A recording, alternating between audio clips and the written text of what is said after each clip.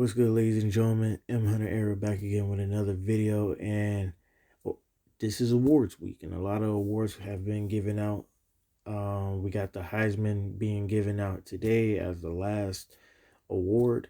Um, so that's the main one we're going to focus on, and we all know that people are, debating who's it going to go to. A lot of anticipation is going to Hunter. Some people want Genty to win, and those are the main two people who are basically in the fight. But like, I think I've seen something where the odds were like, Travis Hunter was like winning by a landslide. So, but there's four people out here trying to fight for the Heisman, and all four of them have, you know, they all have a say so in why they believe they should win the Heisman. So the people are Oregon's quarterback, um, Dylan Gabriel, Boise State's running back, Ashton Genty, Miami's quarterback, Cam Ward, and Colorado's wide receiver, cornerback, Travis Hunter. So before we break down, everything, let's break down uh all these players one by one. So first we're gonna start with Cam Ward. So Cam Ward starts his career at University of Incarnate Word, which is a FCS school. He then transfers to Washington State so he can prove to people that he is a great quarterback who can, play at the top D1 level, you know. And then after his 2 years there, he wanted to prove an even bigger point. And by the way, this is like the COVID era, so people have, that they gave players that extra year of eligibility. So uh for his fifth year, which is this year, he ends up transferring to Miami, and he wants to restore to you. He wants to show people that he can actually play with the best of the best and show that, he is one of the best of the best. So this year he put up some ridiculous numbers. 4,123 passing yards, which ranks second in the nation. 343 yards per game passing, which is second in the nation. 36 passing touchdowns, which is first in the nation. 7 interceptions. 67.4 completion percentage. 24.42 completions per game, which is ninth in the nation. So Miami was definitely airing the ball out more than what we used to, what we were used to seeing, because they're mostly a run team. He averaged 14 yards per completion, which ranks ninth in the nation as well. 58 rushes, 196 rushing yards with 4 touchdowns. He even has a reception, a 7-yard reception that went for a touchdown. He accounts for 254 points, which ranks second in the nation. And so with this one, it includes all quarterbacks. So with passing and stuff like that, because, it makes sense. And then he has a 171 passing efficiency, which is fourth in the nation. Cam Ward has shown this year, he proved all the doubters wrong that were saying, he's not going to be good. He's not a powerhouse QB. To go from Washington State over to Miami, it's a whole different system from air raid to more, 12 personnel, 21 personnel, but Miami, catered to him, went spread. They got the weapons, they got they got the speed. And that's why Cam Ward belongs in this Heisman conversation. So Dylan Gabriel spends his first 3 seasons at UCF, and in his third year, he ends up getting hurt, breaking a bone, which then cuts his season short. So he gets gray shirted, and he's part of the COVID kids. So he has basically 2 more years of eligibility left. So what does he do? He ends up going to Norman, Oklahoma, and playing 2 more years there, where he put up. He is really consistent. Like for if you so we're including this season, but we're not going to include the injury season. Out of those 5 seasons, he has thrown for 3,500 yards 4 out of the 5 times. He is really ultra consistent in what he does. And that's why he is the passing touchdown leader in all of college football history. So Dylan Gabriel, he basically has a lot on his shoulders. When he came to Oregon, he had to fill Bo Nix's shoes. The team is moving to the Big Ten, so they're playing even stiffer competition in Ohio State, in Michigan, and in Penn State. Now, we didn't know Michigan would be this Michigan, but hey, it is what it is. Um, so he got a lot in his hands to deal with, and this is his last season. So what does he do? He ends up playing 3,558 yards out there, which is eighth in the nation. 273.7 passing yards per game, which is 10th in the nation. 73.2 completion percentage, which is second behind Shador Sanders. 28 touchdowns, which is eighth in the nation. 6 interceptions, 86.5 QBR, which is second in the nation. 11.98 yards per completion, which is 68th. Now, the only thing I can say about that is, they're quickly getting the ball out. Sometimes, defense, when they're discombobulated, they might be in the right place and don't even know how they got there. I don't know. But most of their routes are drags anyway. And then he also has 63 carries for 192 yards, 7 touchdowns.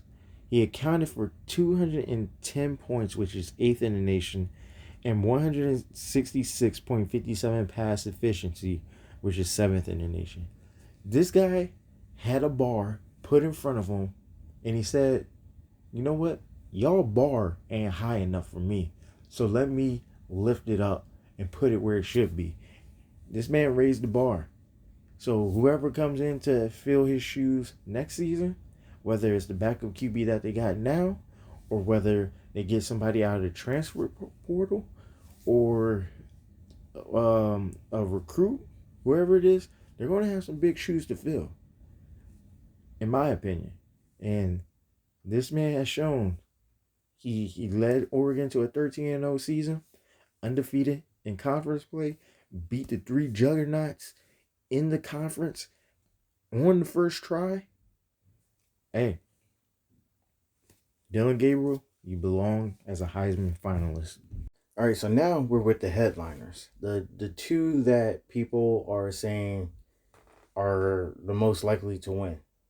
So let's start with Ashton Genty, generational running back. We have never seen anybody like this guy before, ever. I mean, besides the great Barry Sanders. Ashton Genty leads the nation in pretty much everything. Let's put some things into perspective. He has 344 carries, right? The second back, so the back but that's behind him in carries and rushing yards is Amarian Hampton, stud running back at North Carolina.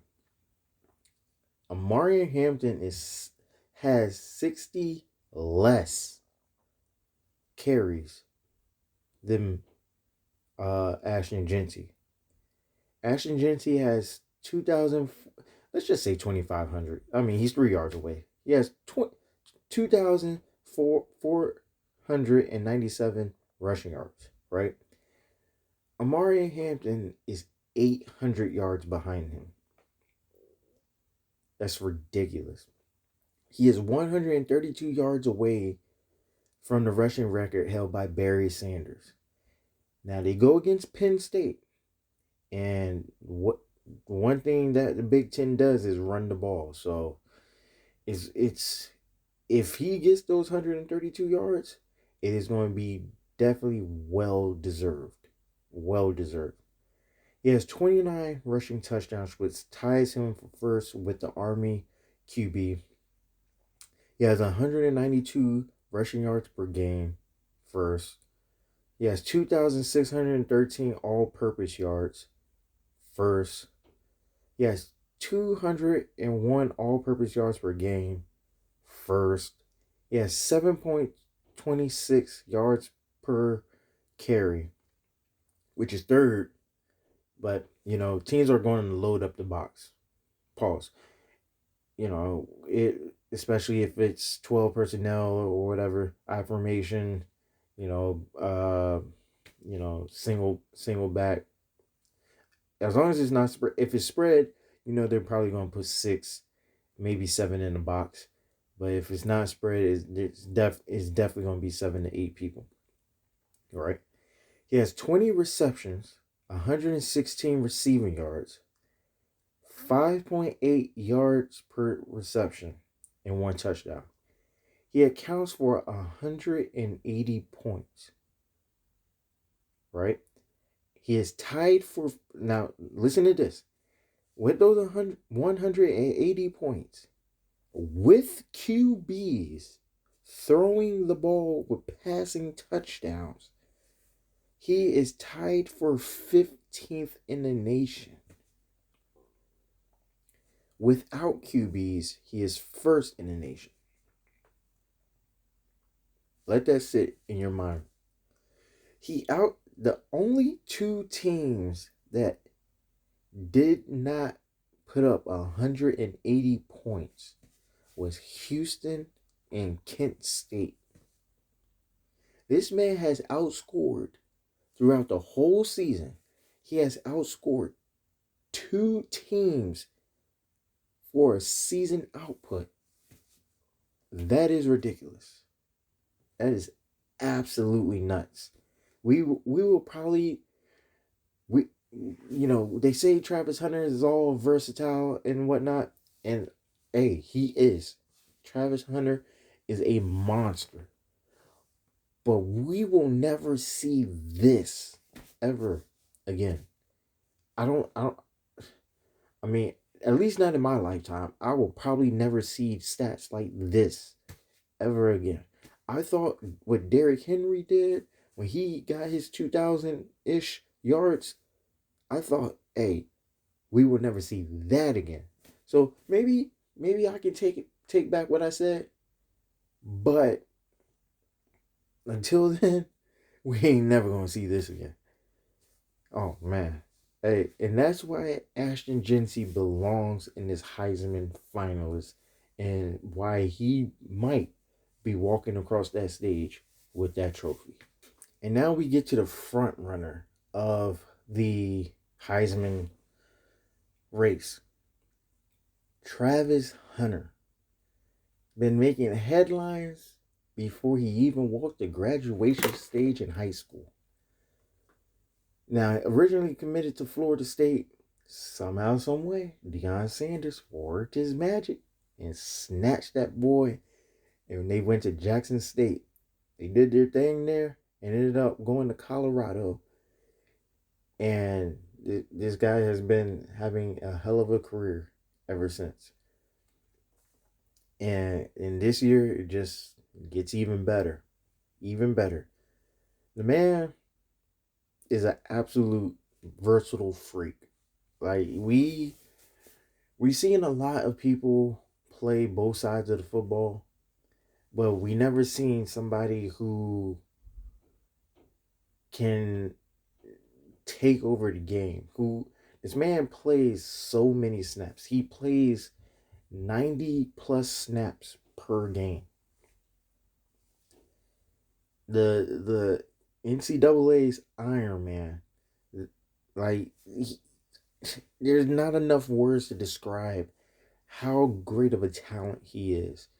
Now, there's people trying to tell him, yo, just stick to wide receiver, just stick to DB. NFL scouts, they want him to just stick to wide receiver.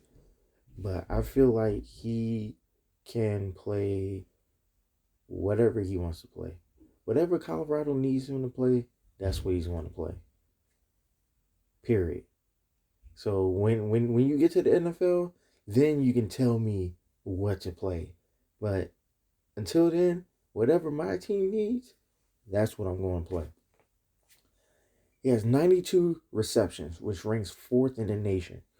7.7 receptions per game, which is fifth in the nation. He has 1,152 receiving yards, which is sixth in the nation. He averages 12.5 yards per catch, 96 yards per game, which is sixth in the nation. 14 receiving touchdowns, which is second in the nation. He also has 2 carries, 5 yards, 1 touchdown. I mean, small stats, but still, need to throw that in there. He has 31 tackles. 20 of them are solo. 11 pass breakups. 1 forced fumble that sealed the game and won the game for them in overtime. He has 4 interceptions and 65 interception yards, and he has 90 points responsible for. A lot of a lot of people don't want him to win because they don't like Deion Sanders. For whatever reason in the world, they hate Deion Sanders so much that they hate his kids and they hate Travis Hunter. Or they don't hate the kids, but they just don't want the kids to succeed. They want the kids to fail. And I never understood why are grown-ups, you know, why are grown-ups disrespecting kids? Like we see it in college, we see it in uh little league, grade school ball. Like why? Why y'all had y'all had your chance to shine just because y'all didn't, you know, succeed in life doesn't mean you gotta tear down somebody else's. So just mind your business and let the kids be kids. Let them play. But anyways, this guy might be my cousin. I don't know. Got to do a DNA check. But this guy just I mean, I don't know who's gonna win. But when you're nominated for 9 or 10 awards in one season, offense and defense, I mean, it's kind of hard to decide. But I feel like Travis Hunter, you deserve to be here. You deserve to be in NYC, and you might walk away with this trophy. But this is the closest Heisman race I've seen. So let's take a look at some more stats right quick. So as we look at the toughest competition that each player has faced, we see Ashton Genty's toughest opponent was number 7 Oregon, where they lost 37-34. He had 25 carries, 192 yards rushing, 7.7 yards per carry. He had 3 rushing touchdowns. A 70-yarder was his longest run. He had 2 receptions for 8 yards. Dylan Gabriel's toughest opponent was Ohio State, where, it came down to Will Howard, and he made that, I don't want to say bonehead or terrible decision, but, he could have slid earlier. And they ended up winning that game 32-31. Dylan Gabriel was 23 for 34, 341 passing yards, 2 touchdowns, 0 interceptions with a 97 QBR. Cam Ward, now this one was tough because They didn't play not one single top 25 team. Everybody in the ACC that they played was, eh, you know, or barely over 500 or under 500 and so and so. But they went to Louisville and they had a 52-45 victory. In that game, they had to come back to win. Cam Ward went 21 for 32, 319 yards, 4 touchdowns, 7 carries for 29 yards. Colorado, they played quite a few teams, but when looking at the schedule, the toughest team they faced was Kansas State, hands down. Kansas State was 18th in the nation, and K-State beat them 31-28.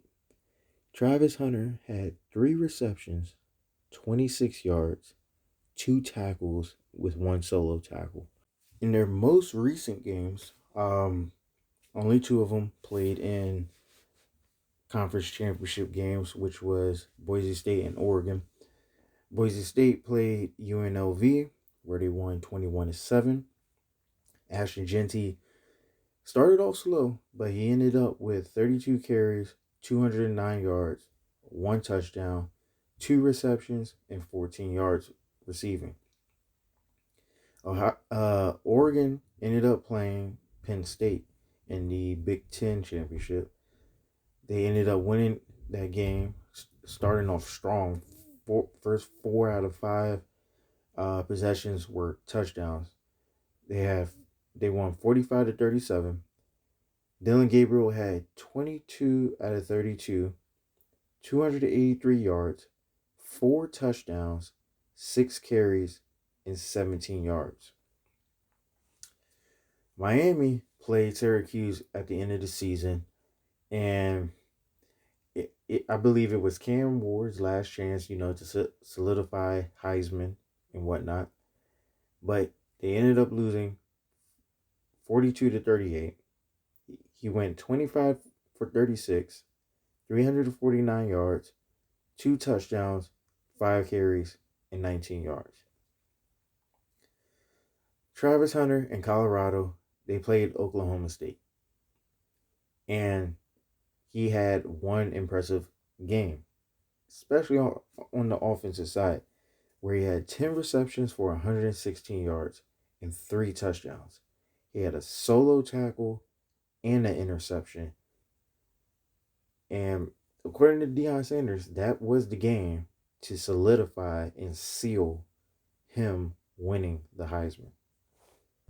So against the top 25 ranked teams, only 3 of these guys have played against a top 25 team. Boise State went 1-1 when they played Oregon in week 2 and lost, and played UNLV the second time in the conference championship. Ashton Jeanty ended up putting up 57 carries for 401 yards and 7 yards per carry. He had 4 touchdowns, 4 receptions, 22 yards receiving, and 5.5 yards per catch. Oregon ended up playing 3 teams. They played number 2 Ohio State, number 20 Illinois, and number 3 Penn State. Dylan Gabriel went 63 for 86, 7.3%, 802 passing yards, 4 touchdowns, 1 interception, 6 sacks, 26 carries, 24 yards, 2 touchdowns. For those of y'all who do not know, when a quarterback gets sacked, it gets taken off their rushing yards. It's not like NFL where I think NFL it either gets taken off your passing yards or it just doesn't count at all. But I'm pretty sure it's off your passing yards. But anyways, college, it gets taken off your rushing yards. Miami never sniffed the top 25 team. They would have played a top 25 team if they would have beat Syracuse and ended up playing SMU in the championship. Travis Hunter only game was against the Kansas State Wildcats. where they lost 31-28. 3 receptions, 26 yards, 2 tackles, 1 solo. So no real average on that, but that was the only time he ever played against a top 25 team this season. So with all that said, with all the stats out there and everything, it's it's really just up to the people to decide of who should really be the Heisman winner. Is it? I mean, everybody has their thoughts and opinions. Well, a lot of people are saying Travis Hunter is going to win. Me personally, Travis Hunter, very versatile, dynamic player, two-way player, great, great at what he does. Um, he's not the he's not the best receiver in my eyes, and he's not the best corner in my eyes, but he plays like he is. He's a top. He's top in both uh sides of the ball. He, I mean, he's a great guy, great player. Ashton Genty, generational player. What he's doing is absurd. It's crazy.